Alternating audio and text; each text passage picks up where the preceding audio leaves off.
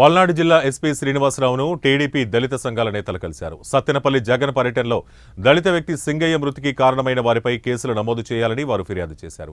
మాజీ CM Jagan కాన్వాయ్లోని car ఢీకొని దళిత వ్యక్తి సింగయ్య మృతి చెందారని రాష్ట్ర SC corporation director Satuluri Kumar తెలిపారు. కారు ఢీకొన్న తర్వాత కనీసం ఆయన పట్టించుకోకుండా పక్కన ముళ్ల పొదల్లో విసిరేసి వెళ్లిపోయారని ఆరోపించారు. సింగయ్య మృతి చెందారని తెలిసినా కూడా కనీసం పరామర్శించడానికి కూడా రాకపోవడం సిగ్గుచేటని వారు ఆగ్రహం వ్యక్తం చేశారు.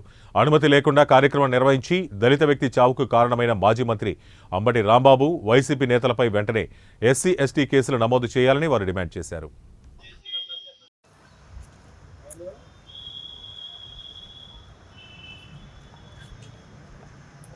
అందరికీ నమస్కారం.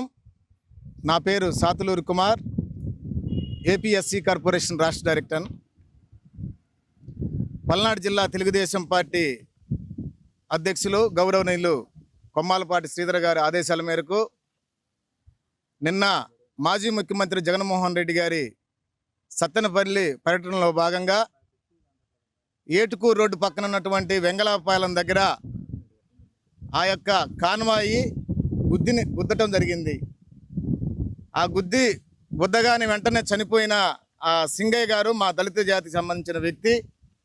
కనీసం కారు గుద్దిన తర్వాత మానవతా దృక్పథంతో కనీసం కారు ఆపి కూడా పరామర్శించకుండా జగన్మోహన్ రెడ్డి యొక్క బెట్టింగ్ బ్యాచ్ సత్తెనపల్లిలో ఉన్నటువంటి రెంటపాల గ్రామంలో పరామర్శకు వెళ్తున్నటువంటి వ్యక్తి కనీసం నీ యొక్క కారు తగిలి చనిపోయిన మా వ్యక్తి దళిత జాతి అని మా వ్యక్తిని పరామర్శించకపోవటం మా దళిత జాతి మొత్తాన్ని అవమానించటం.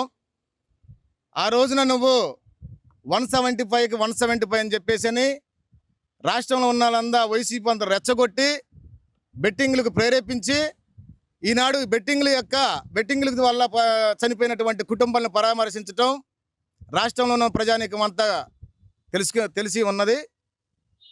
అంతేకాకుండా మన తెనాలిలో గంజా బ్యాచ్ని కూడా పరామర్శించి ఈ రాష్ట్ర ప్రజలకు నువ్వు ఏమి సమాధానం చెప్పాలో జగన్మోహన్ రెడ్డి నువ్వే ఆలోచించుకోవాలని తెలియజేస్తున్నాను. మీరు గంజా బ్యాచ్ రౌడీలను, దుర్మార్గులను, దోపిడీలను పరామర్శిస్తారు కానీ రాష్ట్రంలో ఉన్న ప్రజలు కష్టాలు నష్టాలు ఉన్నటువంటి వారి యొక్క